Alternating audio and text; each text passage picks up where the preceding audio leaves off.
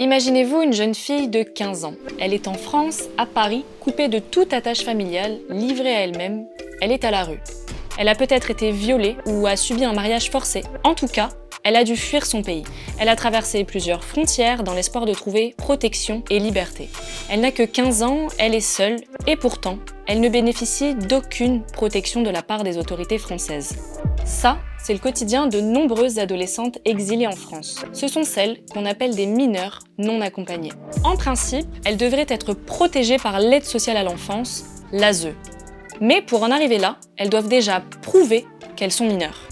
Elles doivent passer une évaluation auprès du département, souvent menée de manière expéditive et suspicieuse. Et cela aboutit régulièrement à un refus de reconnaissance de leur minorité. Beaucoup d'entre elles font appel de cette décision devant un juge pour enfants. Mais la procédure peut durer jusqu'à 9 mois.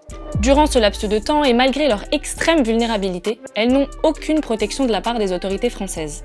Pourtant, il existe un principe de présomption de minorité défendu par le Comité des droits de l'enfant de l'ONU, mais la France ne le respecte pas. Face à ces défaillances, ce sont les associations qui prennent en charge ces adolescentes. Mais en Île-de-France, les lieux d'accueil sont souvent réservés aux adultes ou sont mixtes.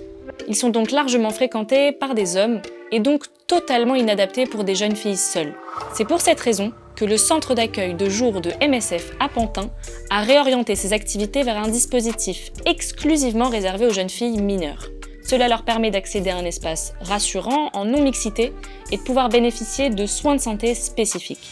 Plusieurs souffrent des conséquences de l'excision. Quasiment toutes ont subi des violences sexuelles dans leur pays d'origine pendant leur parcours migratoire ou en France. 60% des jeunes filles prises en charge par nos équipes dormaient à la rue la veille de leur prise en charge.